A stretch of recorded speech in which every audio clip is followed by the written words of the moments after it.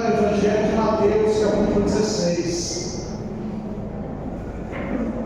Evangelho de Mateus, capítulo 16, do verso 13 ao 18. Amém? Nelsinho, faz uma gentileza para mim, pega o meu óculos que está ali. Mateus, capítulo 16, do verso 13 ao 18. A gente vai ficando velhinho e aí a gente vai esquecendo das coisas. Eu estou esquecendo agora do óculos para chegar de perto.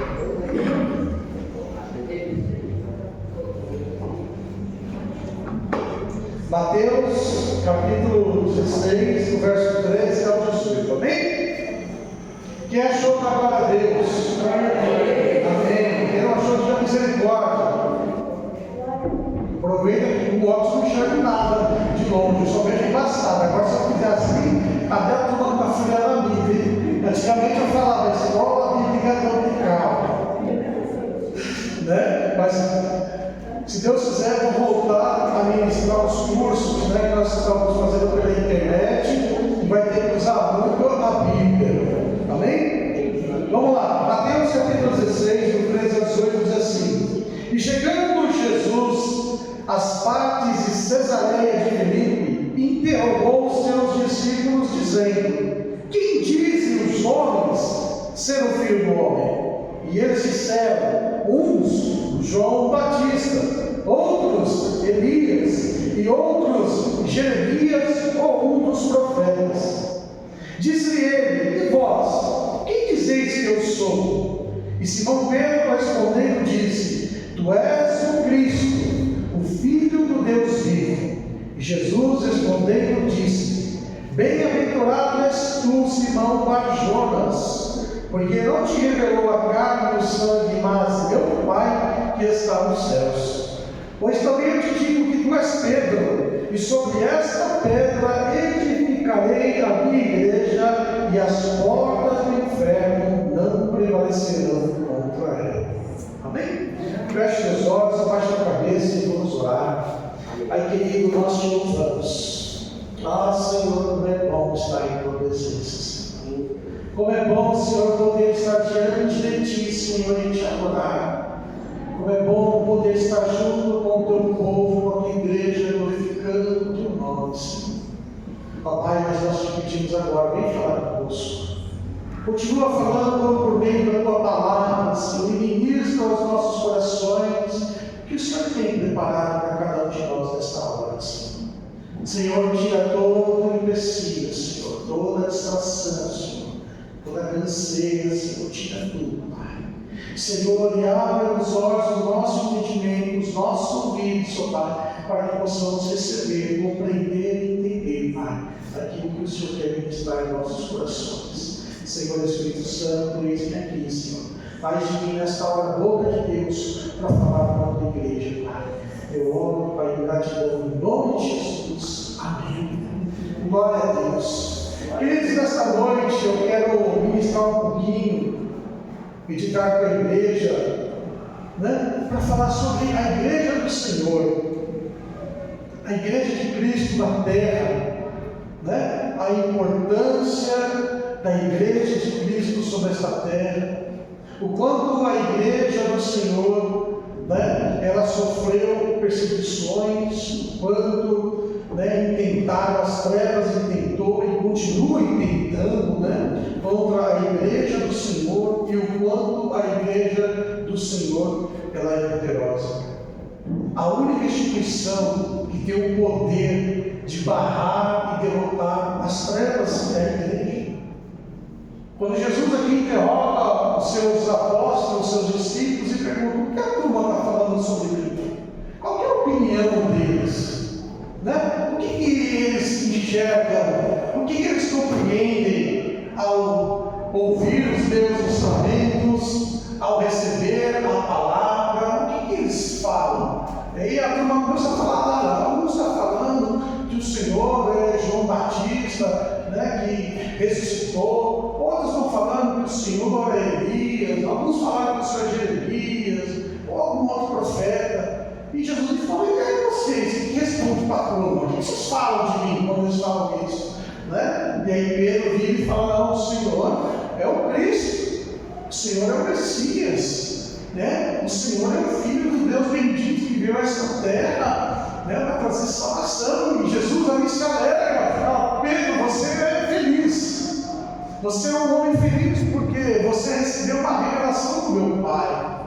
E ele fala: você é uma pedra, uma pedrinha. E ele fala: mas sobre esta pedra, né, dizendo sobre si, eu vou edificar a minha igreja, e as portas do inferno não vão prevalecer. Então a igreja é a única instituição que tem o poder de barrar o inferno, de vencer o inferno, de bater de frente no inferno e fazer Satanás se calar, os demônios se calar, porque a igreja carrega o poder de Jesus Cristo. Ele mesmo é o cabeça e nós fazemos parte desse corpo da qual, né, ele instituiu aqui esta igreja.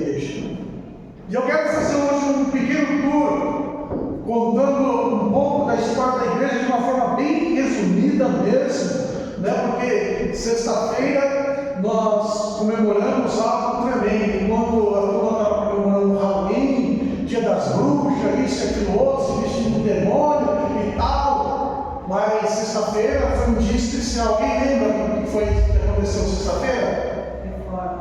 Dia da Reforma Protestante.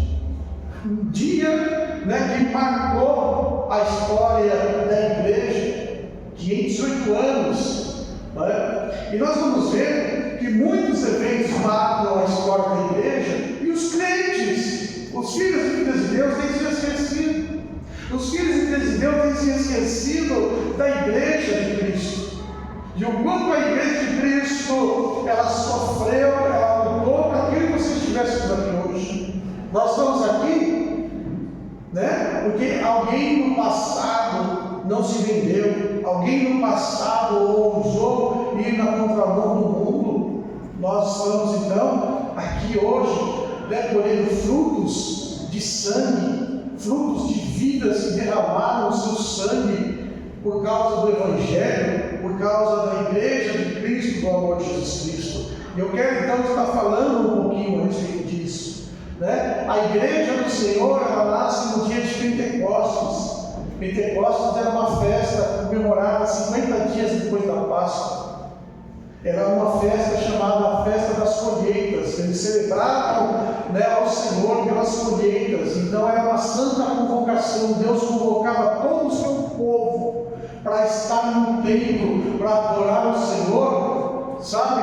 Para agradecer a Deus a abundância, a fartura das colheitas, por Deus ter provido a eles a chuva feródia, a chuva temporânea, para Deus ter provido para eles que as sementes que eles plantavam, elas vingassem e germinassem. Então é uma festa importante, aonde se reuniam as pessoas, os judeus que moravam em outros países, que estavam em outras nações, e todos eles vinham para Jerusalém. Né? Tanto é que em Jerusalém estavam ali, né, mais ou menos 16 nações, quando então o Espírito do Senhor desceu sobre ali, né, aquele cenáculo onde eles estavam, ali sobre o templo onde eles estavam, e aí nós conhecemos a história, línguas repartidas de fogo, e os apóstolos cheios do Espírito começaram a falar em línguas, né, as línguas maternas daqueles judeus que moravam em outras nações, aproximadamente 16 nações, e a turma falou: eles estão bêbados, né? Porque os apóstolos estavam tão cheios do Espírito. E aí então Pedro faz o seu primeiro sermão. A igreja nasceu em Pentecostes, e aí então em Pentecostes Pedro foi o primeiro a ministrar o primeiro sermão da igreja, e a Bíblia diz que 3.000 almas se converteram. Que tremendo! Então a igreja ela nasceu debaixo do fogo do Pentecostes, né? E 3.000 almas aceitaram Jesus e desceram as águas naquele dia. E a partir daí nós vemos que a igreja do Senhor é marcada por algumas coisas. O que marcava a igreja era a comunhão entre ali os discípulos, né? Todos que aceitavam a Cristo, era tremenda. E aquilo marcou a igreja. As pessoas olhavam para os cristãos, as pessoas olhavam para as pessoas que se convertiam a Jesus, e eles ficavam admirados ao ver a comunhão que que eles tinham. Outra coisa que marcava era a oração, a dedicação que a igreja ela tinha, né? Não só a comunhão, mas também a questão da oração. Outra coisa que marcou a igreja é a questão da obediência à doutrina, aos ensinamentos que os apóstolos ministravam a eles. Né? Os apóstolos estavam com Jesus, caminharam com Jesus, e tudo aquilo que os apóstolos ministravam, a igreja recebia como ensinamento, como se o próprio Jesus, o próprio Cristo estivesse ministrando na vida deles. Né? Uma outra coisa que marca a igreja é o partir do pão. Eles tinham alegria em sentarem à mesa juntos e celebrar, era uma festa. Então a igreja, né, ela nasce debaixo desse fogo maravilhoso, né, milhares de vidas se convertem, e dia após dia esse número vai aumentando, e dia após dia nós vemos então a maneira que eles se comportavam, a comunhão que eles tinham, não tinha nenhum tipo de divisão social no meio da igreja, mas sim, né, a marca da comunhão, a marca da oração, a marca da ministração da palavra de Deus, a marca, né, ali do sobrenatural que estava sobre a igreja do Senhor. E aí nós vemos que por causa dos milagres, por causa ali do nome de Jesus, os apóstolos foram perseguidos, né, os judeus ficaram muito irritados por eles, cheios, né, de inveja, e os primeiros a serem presos Pedro e João. E aí nós vemos então que Pedro e João foram presos, e aí então chegaram para diante de Pedro e João e proibiram de pregar o nome de Jesus. Ele falou: não, eu vou servir ao Senhor. Né? Então você vê que a igreja ela já começa a ter uma certa resistência, e essa certa resistência começa primeiro ali com a liderança dos judeus, dos sacerdotes, a turma que havia, né, condenado ali o Senhor Jesus, que haviam ali entregado o Senhor Jesus. Mas nós vemos que, embora houvesse esses primeiros empecilhos, embaraços, né, os apóstolos, pelo contrário, não se intimidavam. Quanto mais eles eram repreendidos e quanto mais eles eram presos, mais eles se alegravam, porque eles sabiam que eles estavam fazendo a obra do Senhor, eles estavam ali junto, né, com o propósito de Jesus. Isso é tremendo. Muitas vezes nós queremos que o Evangelho para nós seja, né, mamão com açúcar, que seja uma coisa simples, e quando vem, né, uma força contrária, uma resistência, a gente desanima. Não pode desanimar. Nós temos que permanecer, assim como aqueles apóstolos estavam permanecendo firmes na presença do Senhor. E aí a igreja, você vê que ela continua crescendo. Você vê em Atos dos Apóstolos falando que a igreja cresceu de uma forma tão grande e tão espantosa, e havia pessoas que se tornaram mantenedores da igreja. A igreja era uma igreja grande, muita gente, muitas pessoas, e precisava, né, de mantenedores. E ali então pessoas começaram a manter a igreja, começaram a fazer ofertas grandes aos pés dos apóstolos, pessoas que tinham propriedades, que tinham casas, que tinham fazendas, né? Vendiam essas fazendas, vendiam essas propriedades, traziam ao pé dos apóstolos ali aquela quantia, altas quantias de dinheiro. Ali eram pessoas que se tornaram mantenedores da obra de Deus. E é interessante que nós vamos ver então a primeira investida de Satanás no meio da igreja. Primeiro, né, nós vemos que os líderes religiosos prendiam e proibiam os apóstolos de pregar a palavra, e aquilo não surgia efeito. E a igreja continuava crescendo poderosamente, os apóstolos ficavam cada vez mais felizes, né? E aí então o que acontece? Satanás ele achou uma brecha no meio do povo, e assim que ele age achando brecha nos mais fracos. E aí então a Bíblia fala que um homem chamado Ananias, juntamente com a sua mulher Safira, então introduzem a mentira no meio da igreja. Olha só que coisa terrível. Ananias e Safira, eles queriam, né, ser bem vistos, né? Ananias e Safira queriam ali ter um status no meio do povo de Deus, e ali então eles venderam um campo. Os apóstolos não mandaram eles vender o campo, não, eles quiseram vender o campo, o dinheiro estava na mão deles, e eles então decidiram mentir, decidiram ficar com uma parte do dinheiro e falar: é tudo isso, em vez de serem sinceros, né? O diabo então ele usa de meias mentiras, de coisas que parecem ser simples, né? Para fazer mentira. Então, quando eles chegaram ali aos pés de Pedro e trouxeram a oferta, ele falou: olha, eu vendi e aqui está todo o valor. E Pedro falou: não, você está mentindo, porque o Espírito Santo de Deus está dizendo que você está mentindo para ele. E Pedro fala: você não mentiu aos homens, mas você mentiu a Deus. E ali então Ananias morreu, porque ele introduziu a mentira no meio da igreja, porque ele introduziu ali no meio da igreja a falsidade. Né? Aí depois nós vemos que Safira morre, e aquilo trouxe um espanto no meio da igreja. Porque a igreja do Senhor, o corpo de Cristo, ele é santo, e dentro do corpo de Cristo não pode haver meias verdades, e não podemos ser coniventes, né, com mentiras, com coisas que as pessoas elas fazem para se autopromover. Não, e foi o que aconteceu aqui. Então o diabo achou uma brecha no meio da igreja, que trouxe ali no meio da igreja, né, tristeza e pesar por causa da mentira. Mas graças a Deus que o Senhor é aquele que sustenta a sua igreja, e nós vemos então na história da igreja, a igreja continuando a crescer. E cresceu a tal ponto que houve uma necessidade na igreja. Todos os dias eram distribuídos para as viúvas, tanto as viúvas, né, que moravam em Jerusalém, como as viúvas judias, que eram de outros países, eram distribuídos a elas alimentos.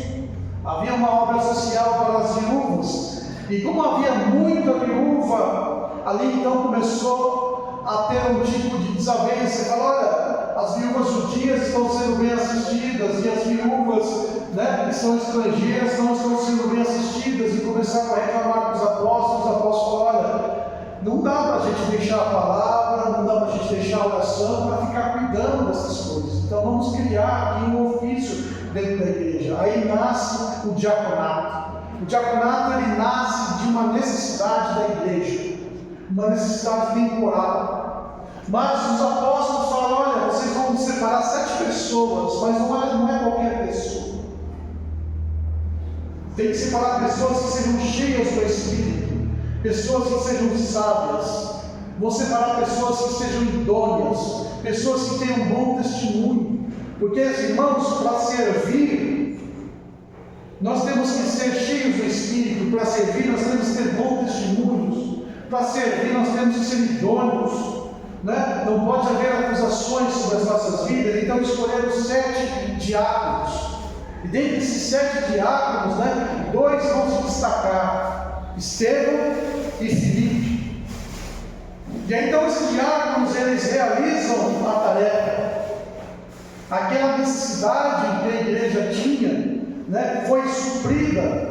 E aqueles diáconos também passaram a ser ministros. Aqueles diáconos passaram a ser pregadores do Evangelho. E a Bíblia fala que Estevão, entre eles, se destacou de uma forma poderosa. Estevão pregava com eloquência, Estevão pregava com sabedoria, e aquilo, então, chamou a atenção ali daqueles religiosos, né, que já haviam se cansado de prender Pedro e os demais apóstolos, porque não estava certo. Então eles intentaram contra esse diácono chamado Estevão, né? E a Bíblia fala que Estevão, ele era tão sábio, cheio do Espírito, que aqueles homens, aqueles religiosos, não conseguiam competir com a sabedoria que eles tinham, né, de Estevão, porque ele era um homem cheio do Espírito Santo. E quando olharam para Estevão, a Bíblia fala que eles ficaram com raiva, porque olharam e viram o rosto de Estevão resplandecente como de um anjo.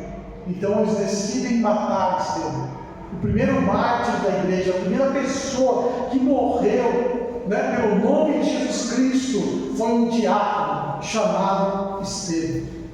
E aí então aparece um homem, né, na história da igreja chamado Saulo. Só que ele aparece como um perseguidor, como uma pessoa feroz, que queria destruir a igreja do Senhor, que queria matar os cristãos a todo custo. Ele não tinha pena de criança, não tinha pena de mulher, não tinha pena de homem, não tinha pena de ninguém. Não, o próprio apóstolo Paulo ele fala que ele arrastava as pessoas, ele acorrentava as pessoas, batia nelas e muitas vezes forçava as pessoas a blasfemarem o nome de Jesus. Então foi através de Paulo que se iniciou a primeira perseguição contra a igreja. Paulo então desperta uma perseguição contra qualquer cristão. Não era mais só a liderança, não, qualquer pessoa que falasse de Jesus, qualquer pessoa, né, que confessasse Jesus ser o Cristo, que estava no caminho do Senhor, era perseguida. Então a igreja do Senhor, ela sofreu a sua primeira dispersão por causa da perseguição. Apenas os apóstolos ficaram em Jerusalém, mas o restante da turma, cada um saiu fugindo para um lugar. Só que eles não saíram fugindo para se esconder, não, eles saíram fugindo para pregar o Evangelho. Então aonde eles iam, eles falavam de Jesus. Aonde eles iam, mesmo correndo risco e perigo, eles anunciavam o nome de Jesus Cristo. A gente não pode se intimidar por nada. Sabe, se lançar um decreto hoje e falar, olha, qualquer pessoa que falar de Jesus vai ser presa, você continuaria falando de Jesus? Ou você iria parar de falar de Jesus? Não, como igreja nós temos que continuar a falar de Jesus, como aquelas pessoas que fizeram e falavam de Jesus em todos os lugares. E aí esse homem chamado Filipe, um dos diáconos, ele foi para uma cidade chamada Samaria. E nós sabemos que os samaritanos haviam rejeitado a Jesus. Nós sabemos ali que os samaritanos, né, eram pessoas que tinham rixas com os judeus. E ali então Filipe prega e a cidade inteira de Samaria se converte. Houve um rebuliço tremendo. Os samaritanos se entregaram a Jesus e os apóstolos ficaram sabendo disso. E aí então os apóstolos enviaram ali Pedro, enviaram ali João, e Pedro e João então eles iam em cada um daqueles homens que aceitaram Jesus e colocavam as mãos sobre eles ali, para que eles recebessem o batismo, o fogo do Espírito Santo. E todos recebiam o poder do Espírito Santo. Ali então houve um avivamento, houve um mover sobrenatural em Samaria. A Bíblia fala também, né, que o homem chamado Felipe, esse diácono, ele então começa a pregar em outros lugares e o Espírito manda ele seguir um homem, um eunuco, né, um eunuco etíope, e aquele homem estava lendo o livro do profeta Isaías, e nós conhecemos a história. Felipe então se aproxima dele, Felipe prega para ele Jesus, aquele homem aceita Jesus, desceu as águas, foi batizado, e aí então o que acontece? Felipe foi arrebatado de corpo e tudo, e apareceu a 62 quilômetros mais para frente. Olha que coisa tremenda, como as coisas aconteciam, como era normal fluir o sobrenatural, as curas, os milagres acontecendo no meio da igreja, porque a igreja, né, elas tinham aquele fervor, o amor por Jesus. Bom, vamos continuar, né? Então Filipe prega o Evangelho, e nesse meio tempo, então Paulo, né, Saulo queria destruir a igreja, e ele queria então ir nessas cidades, queria ir nesses lugares, e ele recebe permissão para ir a Damasco. Nós conhecemos a história, no meio do caminho então, né, ele caiu do animal que ele estava ali, que ele estava montado, né? Uns falam que foi cavalo, outros falam que foi camelo, não importa, o importante é que ele caiu, né? Devido à glória de Deus, teve um encontro com Jesus e automaticamente Saulo se converte. Tremendo, porque, né, ele não ficou ali debatendo com Jesus nada, ele só perguntou: Senhor, quem és? E aí Jesus falou: eu sou Jesus a quem tu persegues, Saulo. duro para ti, né? É recalcitrar contra os aguilhões. E naquele momento ele fala: o que o senhor quer que eu faça? E ali ele se converteu ao Senhor. E aí então ele chegou na cidade, né? E ali então Deus manda um homem, um servo dele, pregar para Paulo, ministrar na vida de Paulo. Paulo foi curado, Paulo foi batizado no Espírito Santo e Paulo passa a pregar a palavra, né? Saulo passa a pregar a palavra, mas ninguém acreditava nele, porque ele era, né, um perseguidor. E aí então ele teve que fugir daquela cidade. À noite, desceu num cesto para que não morresse, foi para Jerusalém, começou a pregar em Jerusalém, mas ninguém acreditava em Saulo, mas Barnabé, né? Barnabé também ele é considerado um apóstolo. Barnabé, então, ele creu ali na conversão autêntica de Saulo e leva Saulo para conhecer os apóstolos. E Saulo não conhece os apóstolos, e depois Saulo volta para sua cidade, chamada Tarso. E nesse meio tempo, então, né, nós temos um relato onde nós podemos entender que até então os judeus, os apóstolos, não pregavam para os gentios, não pregavam para qualquer um, eles só pregavam para judeu. Ah, você quem? Eu sou romano. Ah, não vou pregar para você. Ah, você quem? Ah, eu sou brasileiro, não vou pregar o evangelho para você. Você quem? Ah, eu sou grego, não vou pregar o evangelho para você. Não, eles só pregavam para judeus. E aí então, né, um certo dia, um homem chamado Cornélio. Cornélio ele era um centurião romano, ele era um romano, ele era um gentil, assim como eu e você. Estava ali orando, e um anjo do Senhor apareceu ali.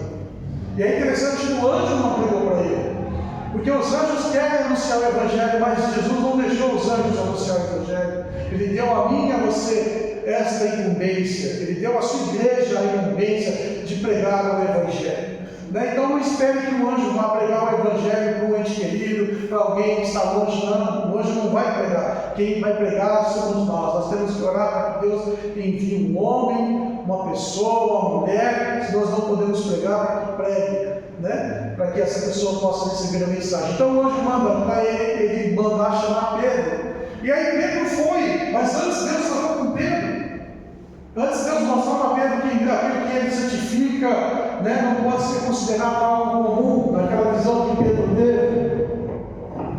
E aí então Pedro, antes de pregar, de anunciar Jesus, só de estar ali, Cornélio e a sua família estavam com tanta vontade de conhecer a Deus, que a Bíblia diz que o Espírito Santo desceu sobre eles. E eles começaram a falar em línguas, começaram a profetizar. Foi igual no dia de Pentecostes. E todo mundo ficou espantado. Pedro ficou espantado. As pessoas que estavam com Pedro ficou espantado, né? Porque eles não entendiam que o evangelho era para todos. E aí então foi quando Pedro entendeu. E ele vai para a igreja. Ele foi questionado. O conselho da igreja nos falou: Pedro, por que você entrou na casa de um gentil? Por que você pregou? Ele falou: não, Deus me falou. Jesus me ensinou que eu tenho que pregar os gentios. E a partir daí, então, o evangelho começa a abrir. Os gentios, aqueles que queriam ouvir falar de Jesus, recebiam a ministração. E a igreja ela começa a crescer, e a igreja ela chega num lugar chamado Antioquia, na Síria. E nessa igreja de Antioquia da Síria, as pessoas estavam se convertendo aos montes. O avivamento, a glória de Deus se manifestava de uma forma tremenda lá. Os apóstolos em Jerusalém ficou sabendo e mandaram Barnabé ir lá para verificar o que estava acontecendo. E Barnabé, antes de ir para Antioquia, ele foi, né, para a cidade de Tarso, porque ele se lembrou de Paulo. Deus o fez lembrar de Saulo e falou: busca Saulo. E nesse meio tempo, né, Saulo ele se converteu e ele teve encontros com o Senhor. O Senhor havia explicado muitas coisas. E aí então Barnabé traz Saulo para Antioquia da Síria. E ali então, naquela igreja, pela primeira vez, né, o povo de Deus foi conhecido como cristão, foram chamados de cristão. Até então, né, é o chamado, ele pertence à seita dos nazarenos, né? Ele é um discípulo de Jesus, um defunto que foi morto, que eles dizem que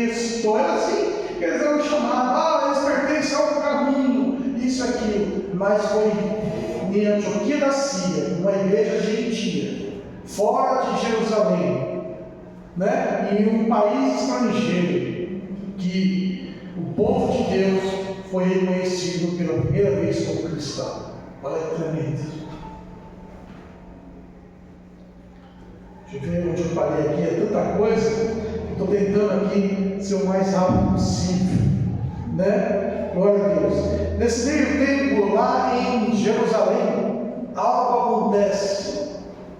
Herodes, ele prende 2 apóstolos. Ele prende Tiago e ele prende a Pedro. Tiago foi o primeiro, juntamente com André, eles foram os primeiros discípulos de Jesus. Tiago, irmão de João, e André, irmão de Pedro, foram os primeiros discípulos, os primeiros que tiveram contato com Jesus, que conheceram Jesus, que começaram a seguir Jesus. E esse homem, então, Tiago, irmão de João, ele foi morto. Herodes decapitou ele. Herodes passou a espada nele. E ele queria fazer o mesmo com Pedro, mas a Bíblia diz que a igreja estava orando por Pedro, e Deus, mais uma vez, né, enviou um anjo, e aquele anjo então libertou a Pedro do cárcere. Por várias vezes nós vamos ver ali Deus enviando anjos para libertar os apóstolos, né, da cadeia, mas aqui no momento lá então, somente Pedro foi liberto da cadeia ali. E aí nós vemos então que depois Herodes morre, né? Porque o anjo feriu Herodes, porque Herodes não deu glória a Deus quando Herodes foi discursar. E aquilo foi algo tremendo que aconteceu no meio da igreja. E aí voltando então para lá, para a igreja de Antioquia, né? Estavam ali pessoas que eram consideradas mestres, pessoas que eram consideradas profetas. E aí então o Espírito Santo, ele fala assim: separai para mim Barnabé e a Saulo, para a obra que eu vou fazer na vida deles. E aí então iniciou-se as obras missionárias, né? As viagens missionárias, começando com Barnabé como líder e Saulo como seu ajudante. E então iniciou-se a primeira viagem missionária, Barnabé e Saulo. E no meio da primeira viagem missionária, né, então Saulo toma a liderança, porque Barnabé havia ficado com medo, João Marcos, né, estava indo também, e aí no meio do caminho João Marcos volta, né, Barnabé ficou meio assustado, e Paulo, que era mais ousado, então toma a liderança, e então começou-se as viagens missionárias, né? Saulo a primeira, a segunda, a terceira viagem missionária, viagem para Roma. Nesse inteirinho, claro, outros apóstolos saíram para outros países longínquos e distantes para ministrar a palavra, foram para a Etiópia, foram para as regiões da Índia, né? Foram para muitos lugares. Então, assim, por mais que a gente não vê os apóstolos, muitos deles na Bíblia sendo mencionados, apenas Pedro, João, Paulo, né, os demais apóstolos, como Mateus e outros, né, também realizaram obras missionárias, também foram em lugares longínquos, distantes, foram para o Egito, enfim, foram para alguns lugares, ali pregaram também o Evangelho, falaram também do amor de Jesus Cristo. Então nós vemos então as viagens missionárias acontecendo, né? E aí Paulo com Barnabé, eles pregaram então ali, primeiro na Ásia Menor, depois eles pregaram ali na região ali da Macedônia, chegando na Europa, ali ministrando a palavra do Senhor. E quando eles voltam para Jerusalém, eles começam então a testemunhar, porque todo mundo estava ouvindo falar, né, que as pessoas estavam se convertendo em massa, que a igreja do Senhor estava alcançando lugares cada vez mais longínquos. E aí então Paulo começa a dar o seu testemunho juntamente com Barnabé, e aí houve a necessidade de haver um concílio. O que eram os concílios? Eram definir as doutrinas, porque muitos judeus haviam se convertidos, e aqueles judeus queriam que a turma se circuncidasse, queriam que a turma fizesse sacrifícios, isso e aquilo, E aí então, Paulo falava assim, não, a turma está se convertendo, mas está se convertendo ao Senhor, não no judaísmo. E ali houve uma discussão, e ali então o Espírito Santo de Deus trouxe ali as primeiras regras para a igreja, as primeiras regras que foi ali no primeiro concílio da igreja, que foi em Jerusalém. Era proibido a prostituição, foi proibido comer as carnes sufocadas, as carnes que eram consagradas aos ídolos, e isso, então fizeram as cartas, e as cartas foram para todas as igrejas. Primeiro concílio que houve, quando a igreja ela cresce, quando a igreja ela precisa ter normas, precisa ter regras.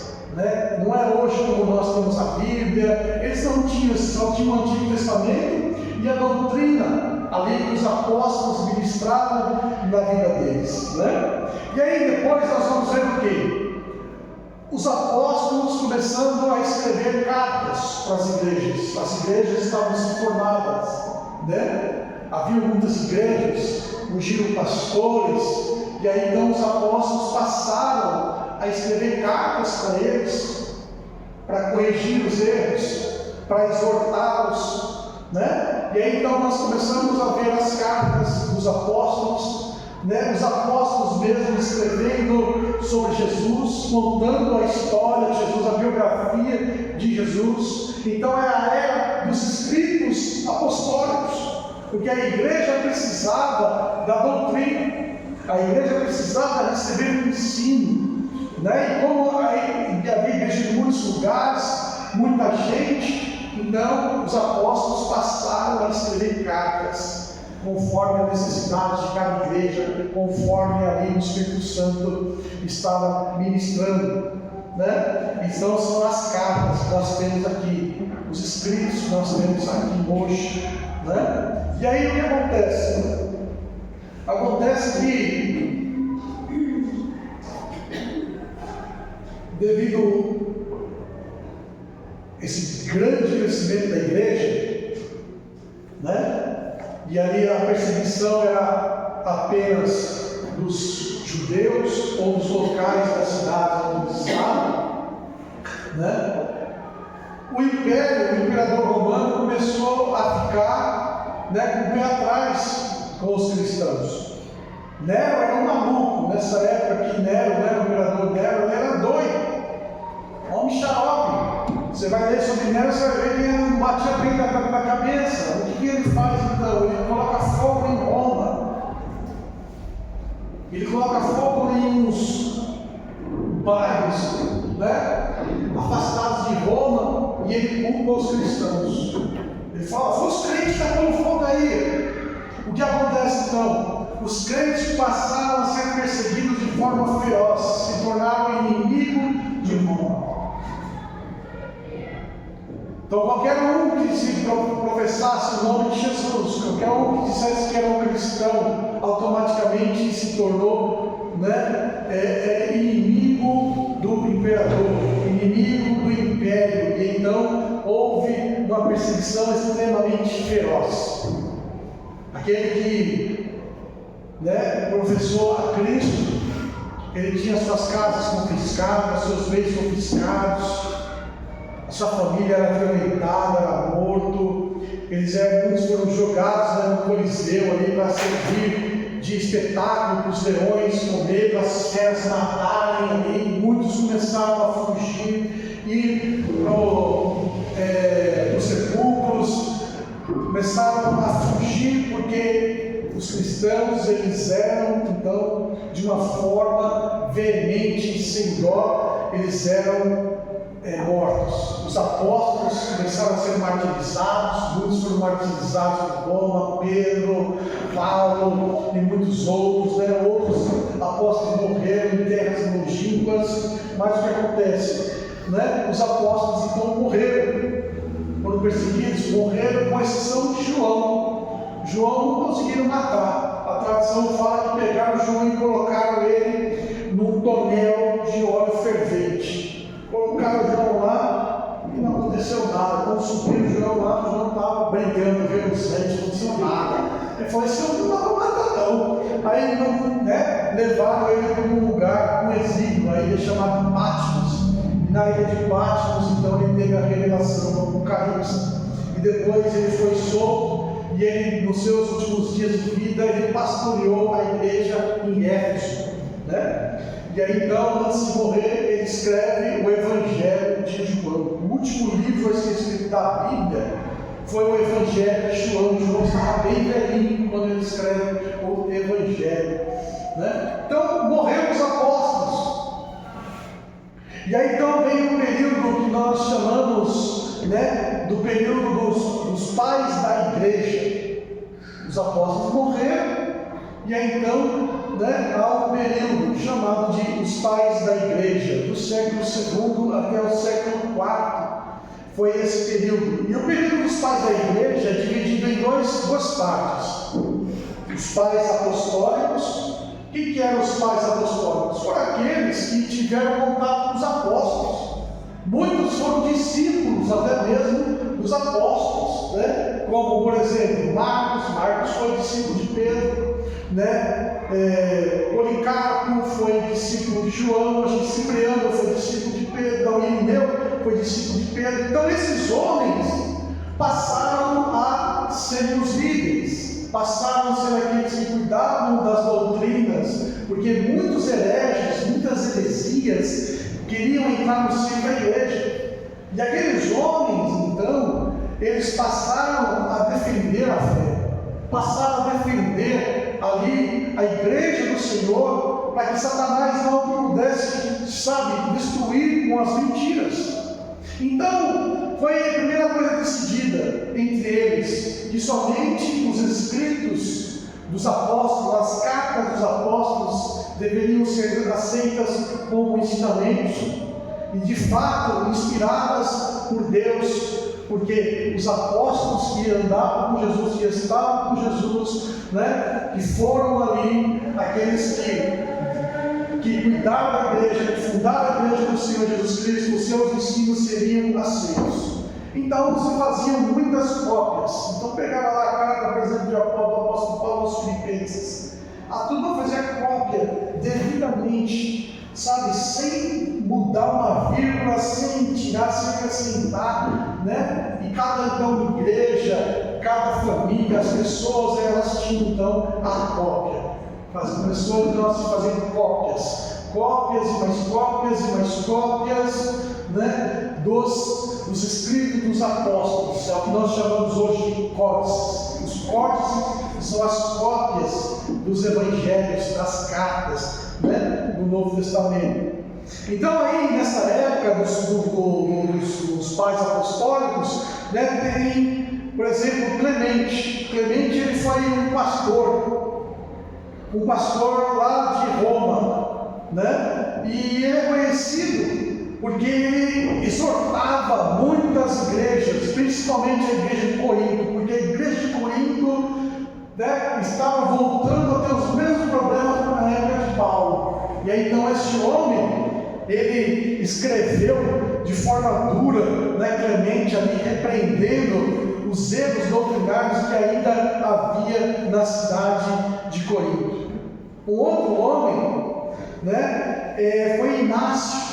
Inácio, ele foi ungido por Pedro. Inácio de Antioquia. Foi Pedro que separou ele para o pastorado, pôs as mãos dele e consagrou ele ao pastorado. Inácio foi pastor da igreja de Antioquia da Síria. E aí então, esse homem Inácio defendia a unidade da igreja. Muitos queriam, ser independentes. Eu faço a minha doutrina, eu faço do meu jeito, isso não. Esse homem então exortou a igreja, os líderes, a permanecerem firmes e a permanecerem ali, sem sair da doutrina dos apóstolos, porque havia muita heresia, havia muitos gnósticos, havia muitos filósofos, inventavam tanta coisa sobre Jesus Cristo, falavam que alguns falavam, Jesus não era Deus, era só homem, outros não, ele só era Deus, não era homem, não sei o que lá, Não, olha, Jesus recebeu lá um aion, e esse aion que ele recebeu era um poder miraculoso, que nem os mágicos tinham. Eles inventavam tanta coisa de Jesus, falavam tanta coisa de Jesus, escreviam lá as suas heresias e falavam: que eu recebi, foi de Paulo. Paulo, ele entregou essa carta para a minha família e ficou lá na escrivania. Agora que eu estou pegando aqui para dividir com a igreja, é tudo uma mentira, nada só. Então o que acontecia? Esses homens, eles estavam ali para impedir, sabe, que a igreja fosse destruída. Então eles prezavam, aqui esse homem Inácio, prezavam o quê? Que a igreja permanecesse unida, que a igreja permanecesse fiel ali a que os apóstolos haviam ensinado. Nenhum outro novo ensinamento podia ser, sabe, entregue, principalmente ensinamentos que fugiam daquilo que os apóstolos haviam ministrado. Um outro homem, um pai apostólico, que é muito conhecido, é Policarpo. Policarpo, ele foi discípulo de João. Policarpo, ele foi discípulo do apóstolo João, E Policarpo, ele escrevia cartas. Existe até hoje, se você procurar na internet, existe lá a carta de Policarpo, se não me engano, a igreja dos Filipenses. E você lê essa carta, você vai olhar que Policarpo, ele escrevia da mesma forma que Paulo, da mesma forma que Pedro, da mesma forma que João, ali orientando a igreja a permanecer no amor de Jesus Cristo, a estar ali com o Senhor. E é tremendo isso. E aí passa então o tempo desses homens, tem muitos outros aqui, como eu disse, tem que falar rápido, já vai dar quase 8 horas. Há outros homens, e aí há um outro período que vai do século II até o século IV, que é chamado dos pais apologistas, os pais da igreja, que eram os apologistas. E esses apologistas foram, teve muito trabalho contra os filósofos, teve muito trabalho em permanecer a igreja focada no Evangelho, nos ensinamentos de Cristo, dos apóstolos de Jesus Cristo. E Justino foi um deles, foi um grande apologeta. E na época, as dificuldades que eles tinham também era de que a igreja não perdesse a essência dos dons espirituais, porque havia tido um declínio muito grande a respeito da questão das manifestações do Espírito Santo, dos dons espirituais. Muitas pessoas estavam frias, eram igrejas que estavam frias, eram igrejas que não mais acreditavam nas manifestações do Espírito. E esse homem Justino, um homem cheio do Espírito Santo de Deus, então ele começou a alertar a igreja a não se esfriar, para que não se perdesse as manifestações do Espírito Santo, os dons espirituais. E Justino, então ele exorta a igreja em suas cartas que ele faz, exortando a igreja, ele dá testemunho de pessoas sendo ressuscitadas dos mortos, das pessoas que estavam endemoniadas, sendo libertas, dos dons de curar, da profecia, do falar em línguas, das visões celestiais. Então o grande trabalho dele não só foi manter a fé dos cristãos, mas em si não permitir que os dons começassem a se apagar, que os dons continuassem a fluir no meio do povo cristão. Então lutou muito. Irineu também, o outro homem chamado Irineu, ele lutou contra muitas heresias, e ele foi discípulo de Policarpo, que foi discípulo de João. Então Irineu, esse homem de Deus, também lutou, combateu para que as pessoas fossem cheias do Espírito Santo e permanecessem no Evangelho. E tem um homem que eu gosto muito, desses pais apologistas, é Tertuliano. Foi o mais fervoroso de todos. Um homem que, um homem que falava com ousadia de Jesus Cristo. Um homem que falava com ousadia das coisas de Deus. Um homem que constantemente era arrebatado aos céus e via Jesus Cristo.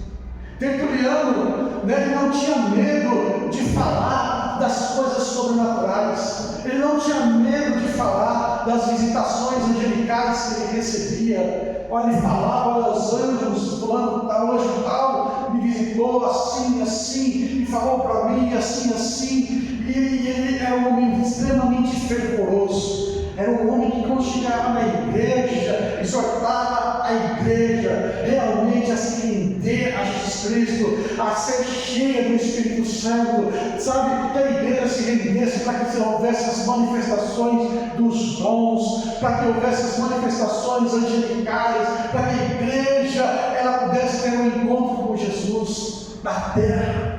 Ele fala: você pode ver Jesus na terra.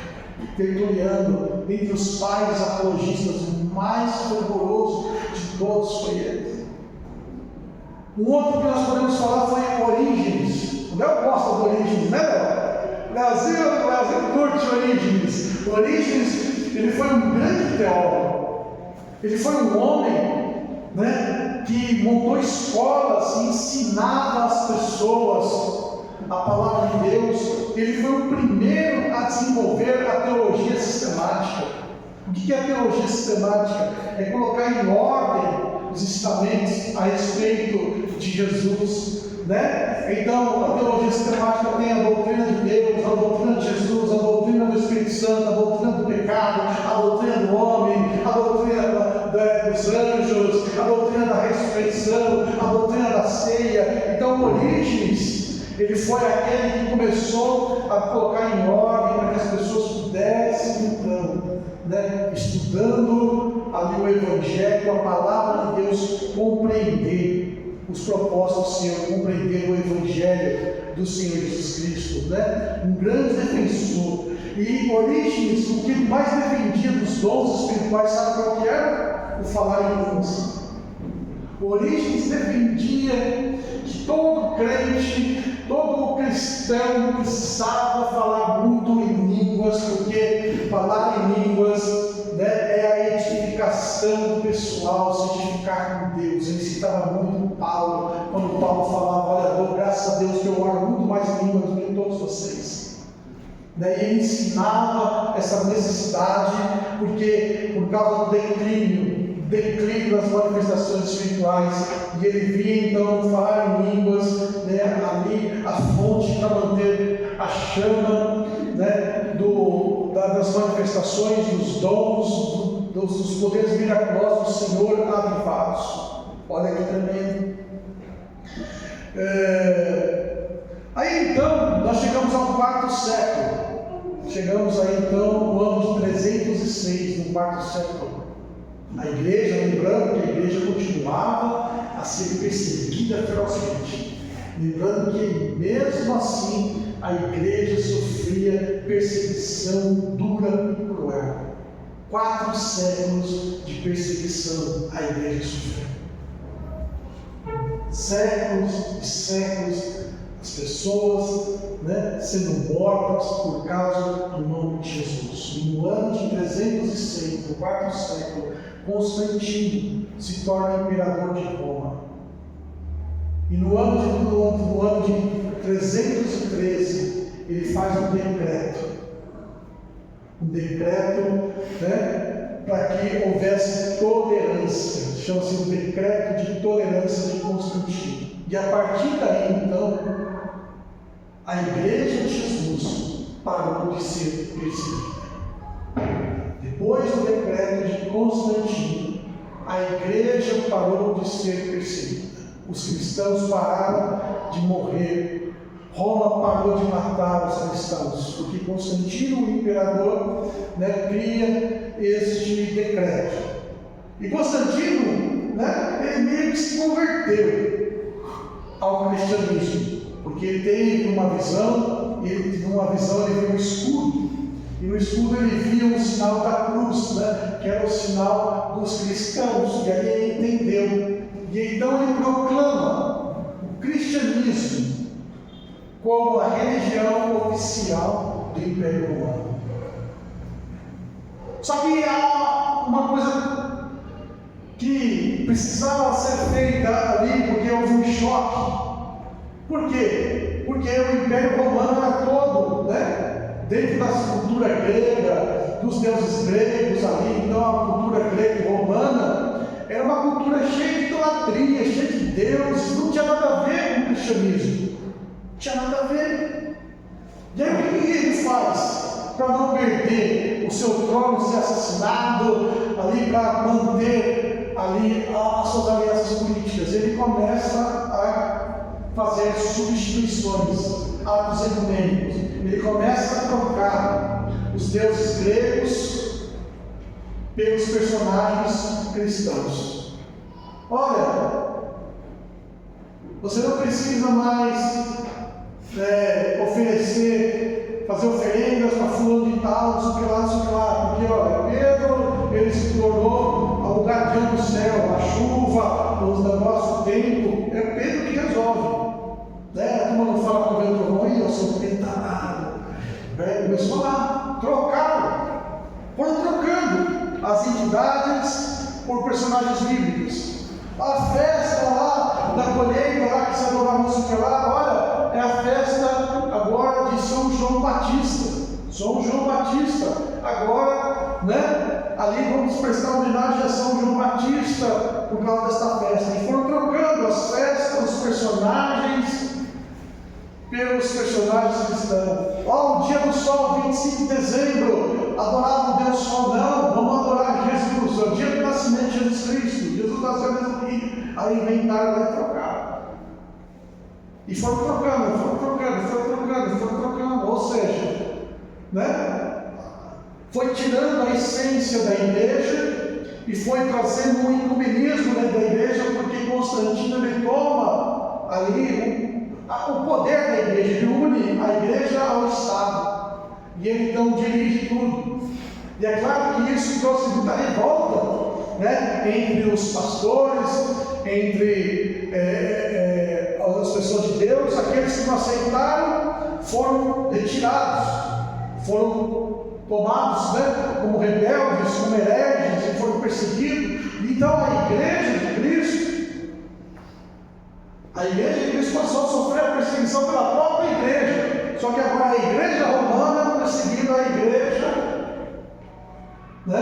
do Senhor. Então a igreja romana se autodenomina a igreja apostólica, igreja católica apostólica romana. Então ela se tornou romana. A igreja de Cristo, a igreja católica de Jesus Cristo.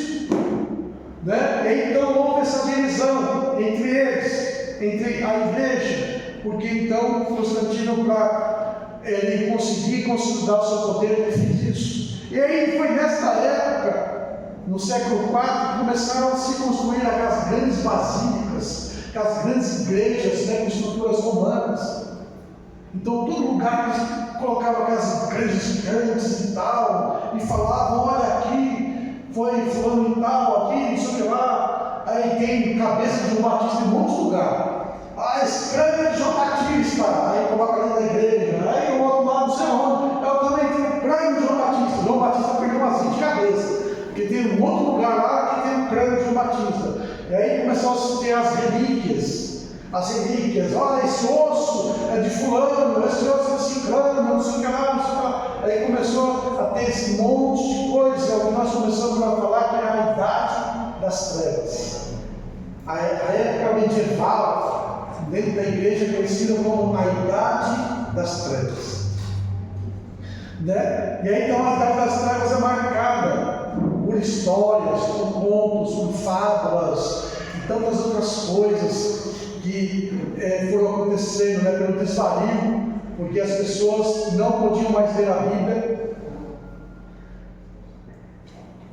Foi proibido a leitura da Bíblia. Se você tivesse uma Bíblia em casa, se você tivesse lá os rolos, os escritos, eles eram queimados, você era multado, era preso. Então ninguém mais podia ter nada relacionado à palavra de Deus. Somente lá os monges, o Papa, fulano que podia dar uma olhadinha. Isso se eles conhecessem o grego, o koiné e o hebraico bíblico, que nessa época já não era mais falado, se tornaram línguas mortas, se tornaram línguas que não eram mais faladas, elas evoluíram, mudaram, né? É que nem o português clássico. Alguém aqui fala português clássico?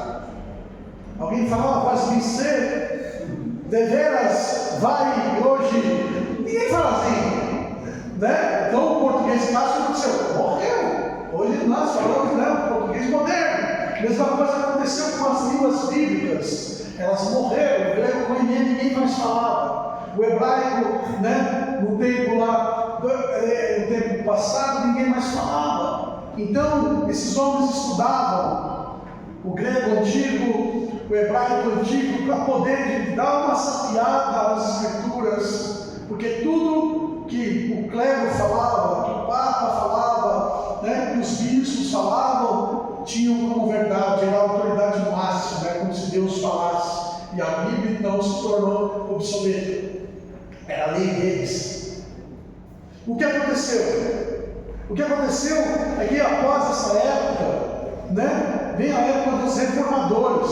O que é a época dos reformadores? A época justamente de padres, de bispos, que começaram a ler a Bíblia e começaram a ver que estava tudo errado e começaram a falar, peraí,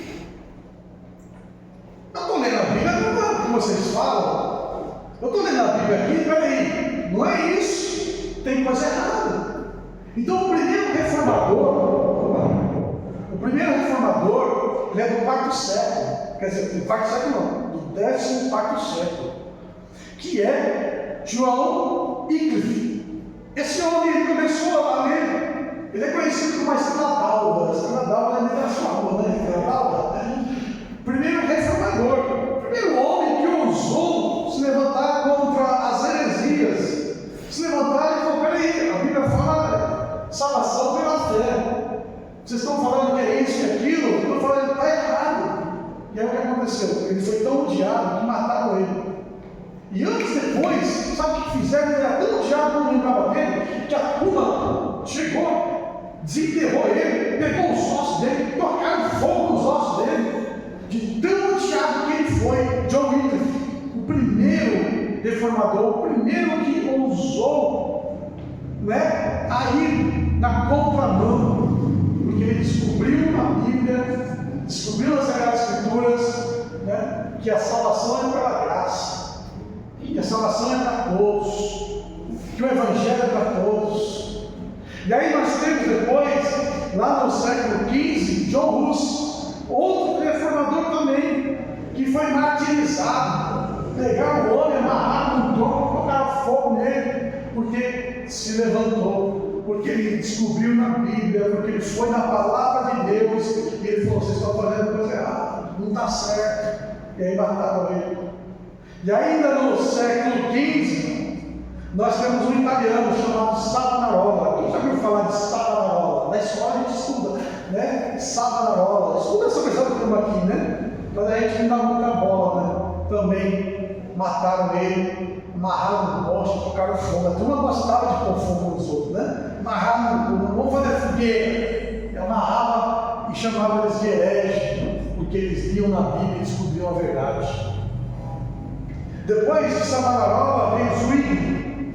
Zwingli é um suíço, também, né, no final do século XV, no século XVI, um homem também que mataram por causa da sua revolta, né, da sua ministração contra os erros cometidos. E aí nós vemos no século XVI, no ano de 1517, Martinho Lutero.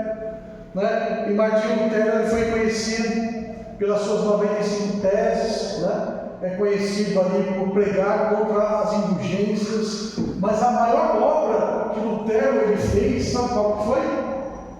Traduzir a Bíblia do hebraico morto, do grego morto para o alemão corrente. Ele era um alemão, e aí então ele traduziu a Bíblia. E já havia a prensa de Gutenberg. A prensa de Gutenberg, e então o que aconteceu? Colocou ali então a tradução da Bíblia para imprimir. Imagina naquela época, era letrinha por letrinha que colocava para formar a frase, para imprimir, naquele papel gigante. O Museu da Bíblia tem uma cópia da prensa de Gutenberg, né? E aí então a turma passou a ter a Bíblia. E uma vez que a pessoa tem a Bíblia nas mãos, começou a ler a palavra de Deus, a própria Bíblia fez o seu trabalho.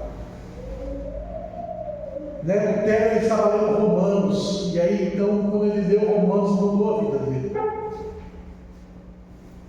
E ele fez um extenso comentário sobre Romanos, que mudou a vida de muita gente. Né? E aí depois de Lutero, né, já contemporâneo dele, vem João Calvino.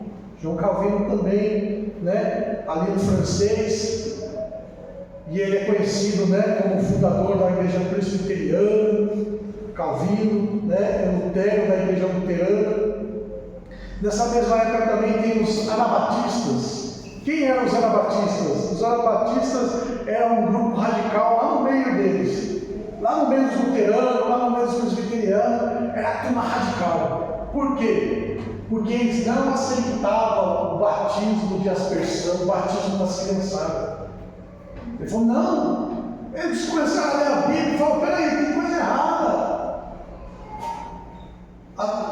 Deus mandou batizar o povo que tinha pecado. Bebê tem pecado? Alguém, criança que nasce tem pecado? Pecou? Não. E aí começou-se então a rebatizar. Se bem que os anabatistas, né, aí vem do termo batista, né, da onde nós vem o nosso termo, fica aquela guerra dos presbiterianos, aquela guerra dos luteranos dizendo que não, nós somos os mais sérios de todos, né, porque os anabatistas, né, vem da época de Cipriano, lá na época lá dos pais da igreja, porque Cipriano defendia o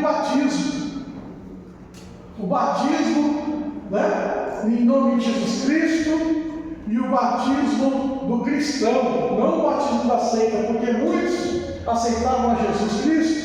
E aí o que acontecia? Ia para a igreja e perguntava, você foi batizado? Ah, eu fui batizado lá na macumba. Serve? Aí ele falou, não, você tem que ser batizado. Batismo lá na macumba não serve também, você batiza de Jesus. Então rebatizava as pessoas. Você vai batizar aonde? Eu fui batizado lá nos TJ. Não, tem que batizar, porque se no TJ não pode não, o TJ é seita. Tem que ser batizado. Foi batizado aonde? Lá na Assembleia de Deus. Aí sim, tá certo. Foi batizado aonde? Na igreja tal. Beleza. Igreja evangélica, igreja cristã. Então os anabatistas, eles não aceitavam. Eles falavam para os luteranos, para os presbiterianos, falavam, quando é que você foi batizado? É quando é com o bebezinho lá, você tinha pecado? Você se arrependeu?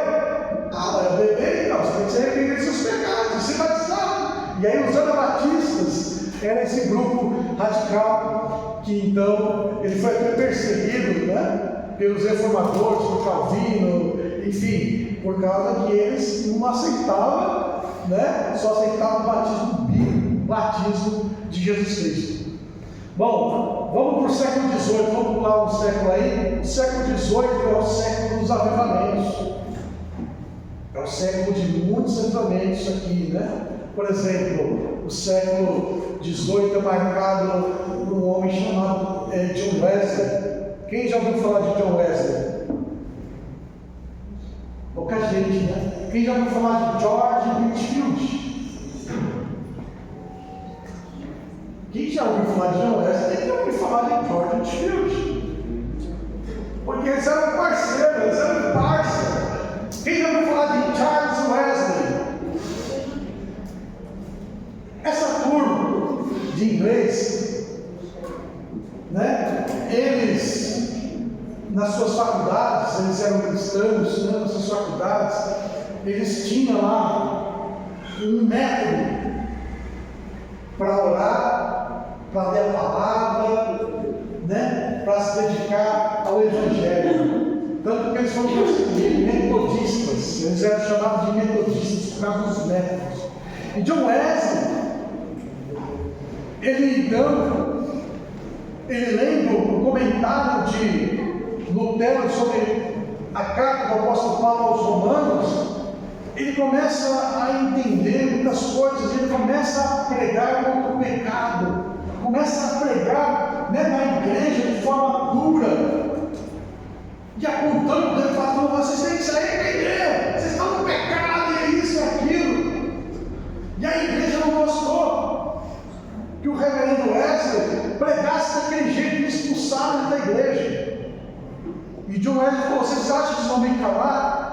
ele falou assim: a rua é o meu culto, e começou a pregar nas ruas, nas fazendas, em todos os lugares ele começou a pregar.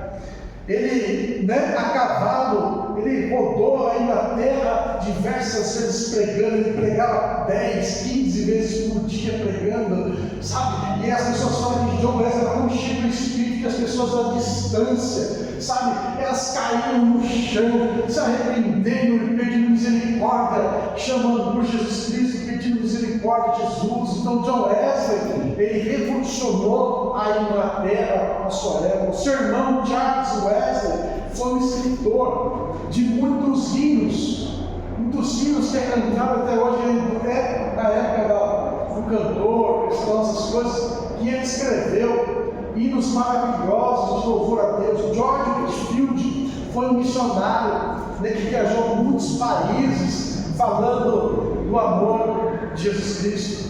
Então foram grandes homens de Deus que trouxeram um avivamento, pregando contra o pecado, chacoalhando a igreja. Eles mesmos foram chacoalhados. John Wesley mesmo foi chacoalhado, porque no início ele nem tinha mesmo certeza da sua salvação. Olha só, ele pregava de Jesus, falava de Jesus, mas ele não tinha certeza se ele morresse no céu. Aí nós temos no século XIX e XX, marcado por muitos evangelistas, programas de televisão, de rádio, enfim, grandes homens de Deus. Por exemplo, quem já ouviu falar de D.L. Moody? Quem já ouviu falar de Moody? Moody, evangelista de Chicago, um homem que rodou o mundo pregando o Evangelho, um homem que descobriu que através da intercessão, sabe, muitas coisas podem acontecer, porque ele pregava o Evangelho. Ele tinha uma escola dominical, o ministério de Moody, sabe como começou? Com crianças. No domingo ele saía pela rua e via a criançada jogando bola, via a criançada fazendo, ele pegava todas as criançadas, alguns diziam que ele pegava pela orelha, vamos para a igreja, levava para a igreja lá para ensinar a escola dominical. Tinha mantenedores. Moody, ele conhecia muitos comerciantes e ele tinha uma estratégia de arrecadar fundos. Sabe como ele falava? Não, eu quero ter uma reunião com você. Olha, eu estou precisando recolher fundos, porque eu preciso fazer uma obra assim. O que é que você pode me ofertar? Ah, não sei, acho que eu posso te ofertar R$200. Ah, tá bom, R$200 vai ajudar. Mas olha, eu não quero te deixar mal não, mas o fulano de tal, lá o seu concorrente, ele ofertou R$1.000. É mesmo? É. Não, eu vou te dar R$2.000. Moody fazia isso, porque a turma disputava para falar quem era o maior ajudante do seu ministério. E ele pegava isso, para poder então reverter para a obra, um grande pregador. E duas senhorinhas da igreja oravam por ele de dia e de noite, jejuavam de dia e de noite por ele. E um dia viraram e falaram assim: Moody, vem cá, eu estou orando por você. Ah, que bom, mas por quê? Eu estou orando para você ser cheio do Espírito Santo. Quê? Ser cheio do Espírito Santo? Não precisa nada disso não. E as velhinhas falaram assim: não esquece, eu estou orando por você. E então, aquele homem, a princípio, debochou daquelas velhinhas que falaram que estavam orando por esse cheio do Espírito Santo. Em um certo momento, aquele homem teve então um encontro com o fogo do Senhor. Aquele homem recebeu o batismo no Espírito Santo de Deus e a vida dele mudou, o ministério dele mudou. E aí ele falou assim: meu Deus, como que é diferente você tentar fazer a obra de Deus com suas próprias forças e fazer a obra de Deus pelo poder do Espírito Santo de Deus. E aquele homem entendeu o poder da intercessão, e então nunca mais na vida dele ele desprezou a oração. Quando alguém dizia: eu estou intercedendo por você, e recebia aquilo com alegria, porque ele sabia que a oração iria fazer o efeito da vida dele. Alguém já ouviu falar de Charles Finney? Charles Finney foi um grande homem, aonde ele ia, sabe, aonde ele era convidado, as coisas tinham que parar. Se ele fosse convidado para entrar numa fábrica para pregar o Evangelho, a fábrica ela tinha que desligar as máquinas, porque corria-se o risco das pessoas se machucarem, porque só dele pisar na fábrica, a glória de Deus invadiu o lugar e as pessoas caíam no chão, ajoelhadas e chorando, porque a presença de Deus ia na frente dele de uma forma tão tremenda, que antes de Charles Finney chegar em qualquer lugar, a glória já se manifestava, e as pessoas, antes de começar a falar de Jesus, corriam aos seus pés para aceitar Jesus Cristo. Então o que marcou o ministério deste homem de Deus, né? Era a presença de Deus que ia à frente dele. Charles Finney. E quem já ouviu falar de Charles Spurgeon? Sabe disso? Charles Spurgeon, ele era o príncipe dos pregadores. Charles Spurgeon foi um homem que Deus pegou para ensinar a extrair mensagens, para extrair sermões da palavra. Ele é conhecido como o príncipe dos pregadores porque ele pegava uma mensagem, uma palavra, e ele extraía dezenas de sermões que impactavam as vidas, as pessoas, né? Ele criou uma escola, a escola de pregadores, para que as pessoas pudessem então aprender a extrair a mensagem das Sagradas Escrituras. Aí, no começo do século XX, um homem chamado John Alexander Dowie, alguém já ouviu falar? Esse homem criou uma cidade lá nos Estados Unidos para que pessoas morassem lá. Ele era marcado, o ministério dele era marcado pela cura. As pessoas vinham de lugares distantes, de países distantes, para receber uma oração, uma posição de mão daquele homem. Era tanta gente que ele sentiu a necessidade, ele criou uma cidade grande, e as pessoas vinham até lá, né? Lugar, culto era assim, céu aberto, porque eram milhares de pessoas, né? E muitos ficavam dentro da cidade dele, hospedadas lá. Esse homem foi tão usado por Deus que uma hora ele falou que ele se sentia como João Batista. Ele falou: acho que eu sou João Batista, né? Quem já ouviu falar de Maria Utward Eder, a primeira grande avivalista, mulher usada por Deus de uma forma poderosa? Uma época em que as mulheres não podiam dirigir, não podiam votar, nem trabalhar direito podia, e Deus levantou essa mulher no meio de muitos homens sem coragem, e essa mulher foi usada por Deus. As pessoas chegavam perto delas, caíam dura. Muitas pessoas vinham até ela para tentar machucá-la, ou para tentar falar que ela era uma charlatã. As pessoas caíam duras no chão. E muitas vezes essas pessoas eram levadas ao inferno. E quando elas voltavam, sabe, clamando por Jesus Cristo, querendo aceitar Jesus Cristo, porque elas viam o sofrimento do inferno. Maria Utward Eder. Quem já ouviu falar de Edward Roberts? Alguém já ouviu falar do avivamento do país de Gales? Os cultos que não tinham fim. O avivamento de Gales foi marcado por cultos que não tinham fim, só tinham começo. As pessoas vinham para a igreja e adoravam o Senhor sem parar, em oração, em adoração. Os que precisavam ir embora porque tinham que trabalhar, iam para suas casas na madrugada, e quando passavam pelas ruas, se ouvia dentro dos lares as pessoas orando, as pessoas dando glória a Deus. As casas foram impactadas, os lugares foram impactados, o país inteiro foi impactado.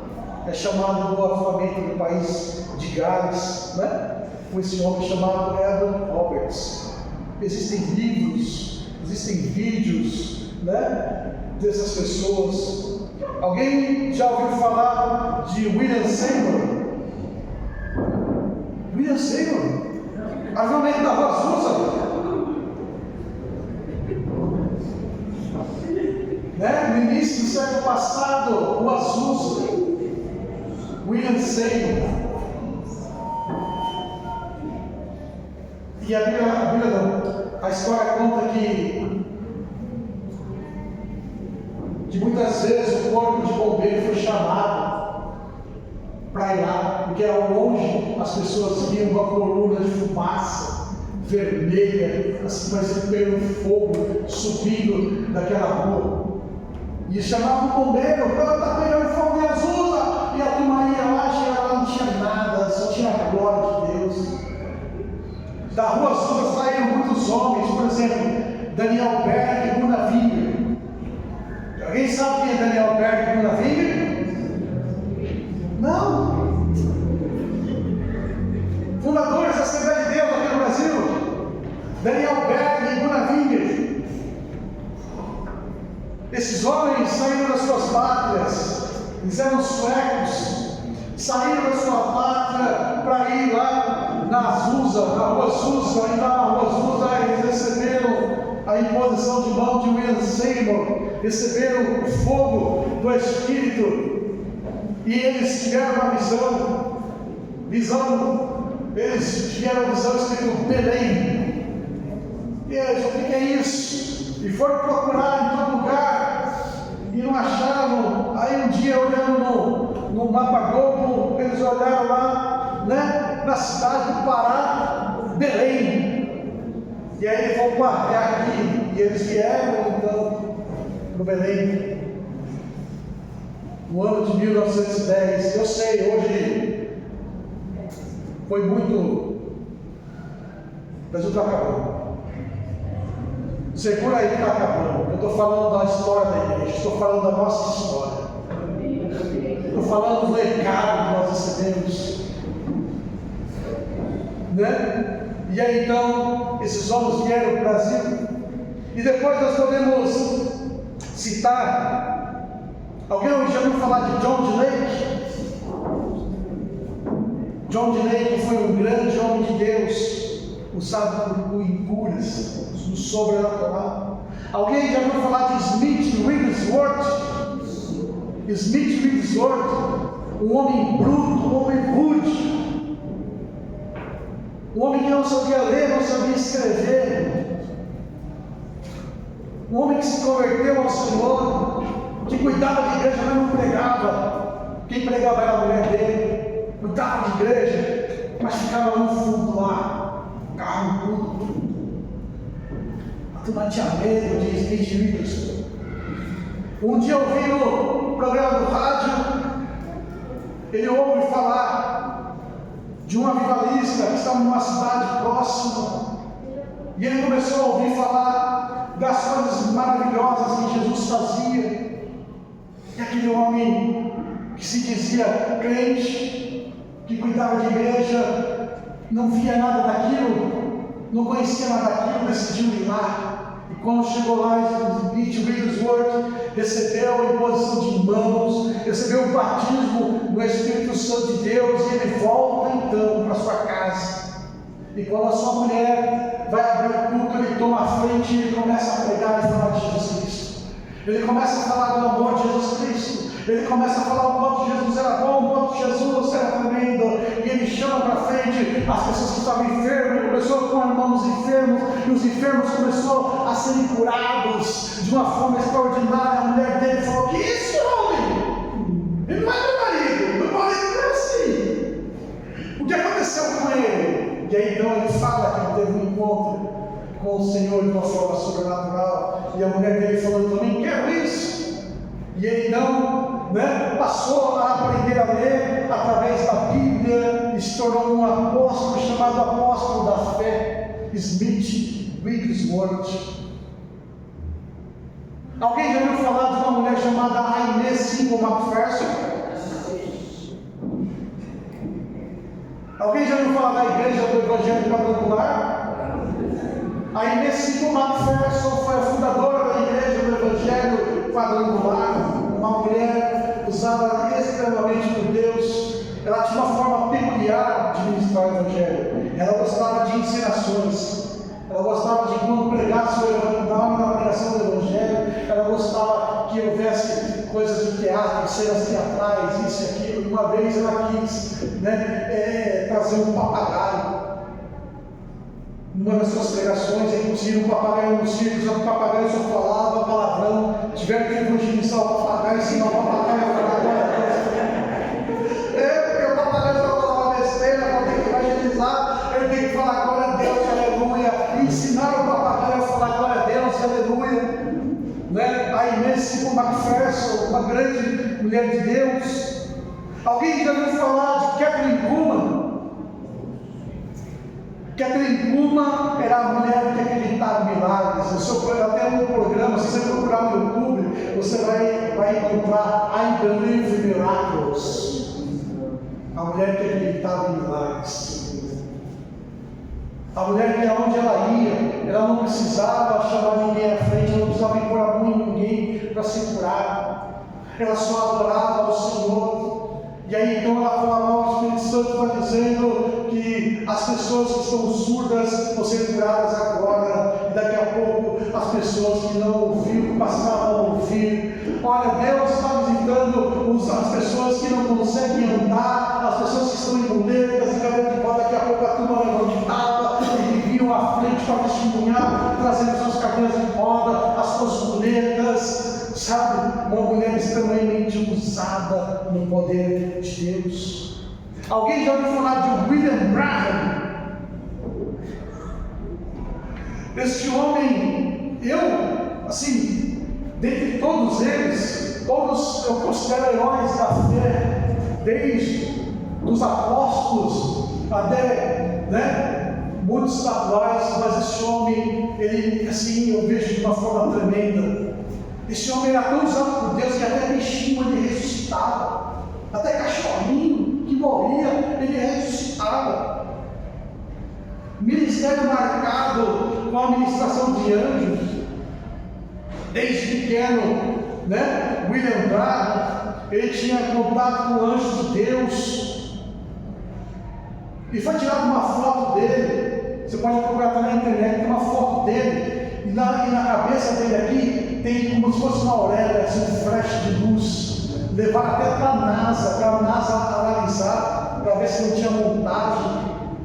E a NASA deu até um certificado, que aquela foto é uma foto autêntica, que gravaram uma foto sobrenatural, a glória de Deus na cabeça de William Branham.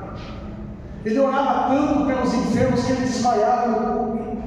Enchia tanto a igreja de pessoas que vinham atrás de curas, de pessoas que estavam tribuladas, de todos os tipos, endemoniados, sabe? Ele orava tanto, e ele ficava tanto exausto, que chegava uma hora que ele caía desmaiado. Às vezes ficava 2, 3 dias desmaiado, se acordado, tão exausto que ele ficava. Tanto é que a sua equipe começou a limitar o número de pessoas para ele orar, de tanto que Deus usava ele. Ele morreu em decorrência de um acidente de carro.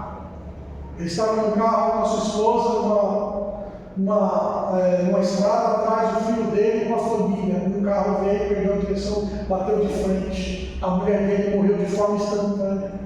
E ele ficou preso nas ferragens. E quando o filho dele chega lá e notou que a mãe dele havia morrido, começou a chorar, e ele conseguiu esticar a mão assim, tocou na esposa, a esposa automaticamente voltou à vida.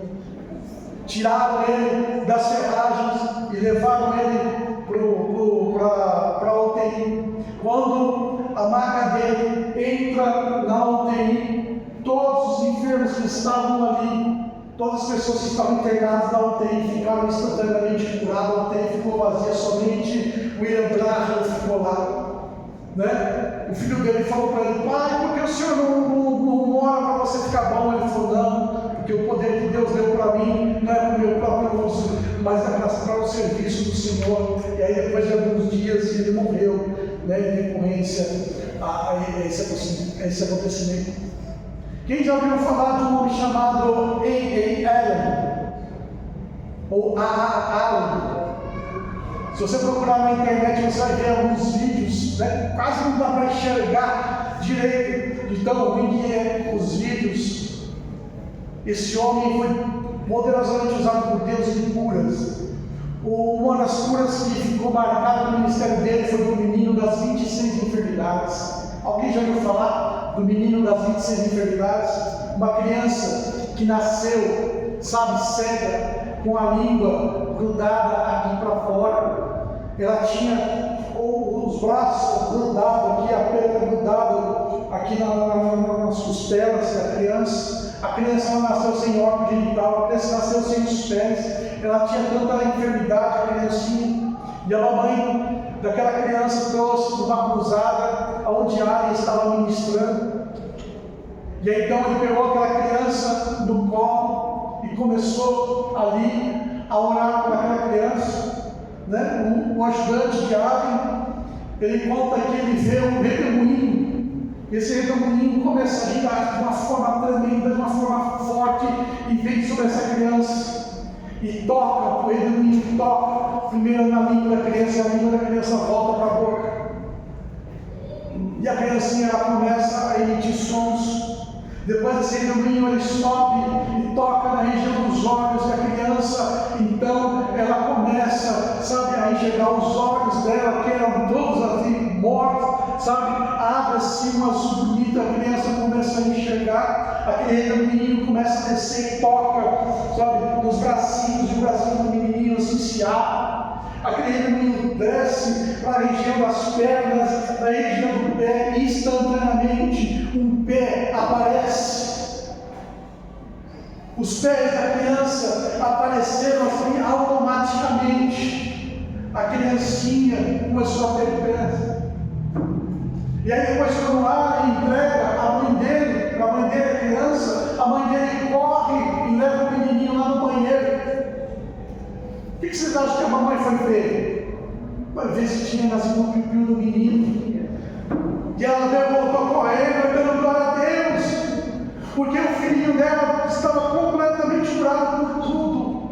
Foi tremendo. Existe um vídeo, não mostra completo a cura, mas mostra algumas partes de Ari segurando essa criancinha, ainda tem na internet. Quem já ouviu falar de Oral Roberts?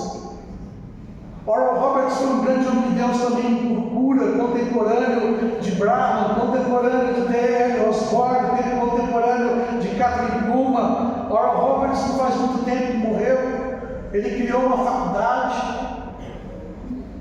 onde os ministros aprendiam a se mover no poder de Deus, na unção de Deus, na palavra de Deus, onde se desenvolviam.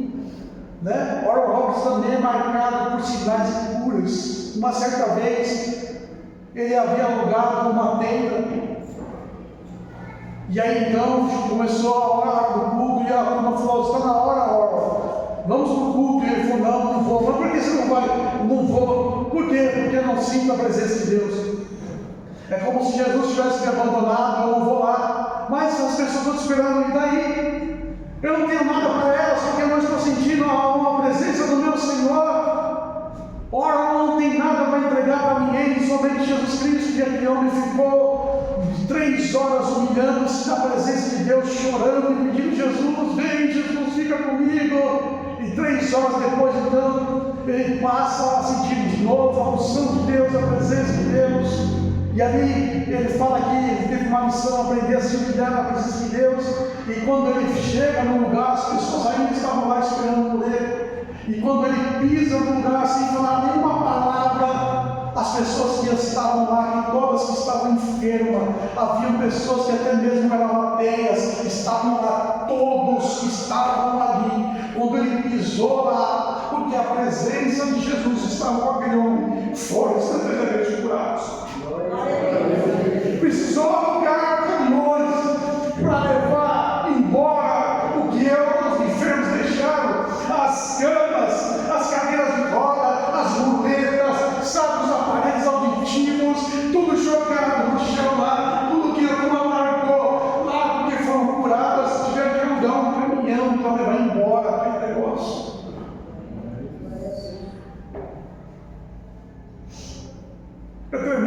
que o Senhor faz no meio da sua igreja. É por isso que nós, como homens e mulheres de Deus, não podemos, irmãos, esquecer do sangue que foi derramado, do esforço que foi derramado por esses homens de Deus, por essas pessoas que se levantaram ao Senhor para nós estarmos aqui, para que o entendimento que nós temos recebido da glória, sabe?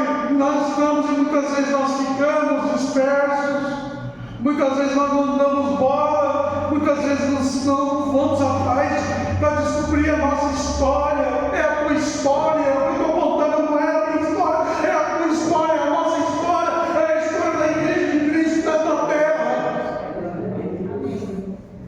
E tantos outros homens e mulheres de Deus que podemos falar de momentos da história da igreja.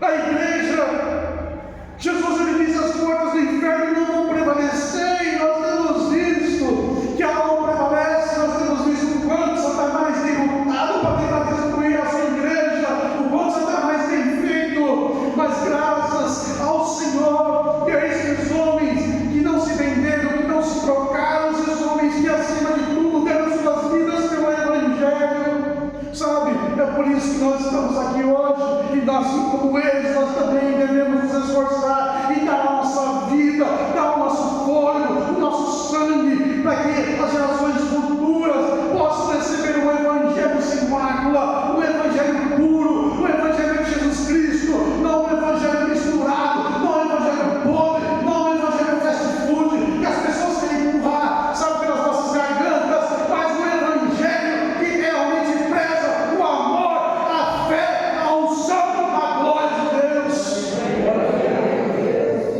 Eu vou parar por aqui.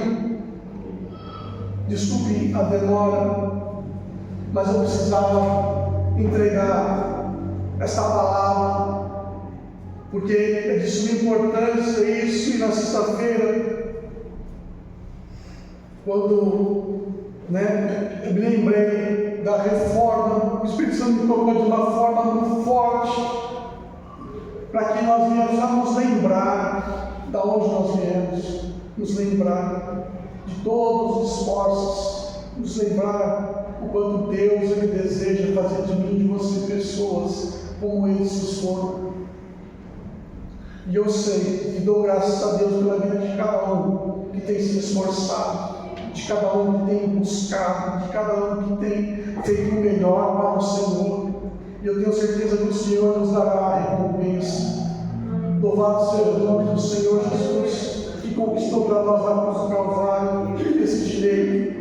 E através da tua vida, através da minha vida, através dos nossos esforços, glória a Deus, vidas estão sendo alcançadas pelo Evangelho de Jesus Cristo, nosso Senhor e Salvador. Amém? Amém? Glória a Deus. Convido aqui a equipe de louvor. Convido aqui o diácono Leonardo, o apóstolo Elisa, para estar na segunda ceia. Convido a amada igreja.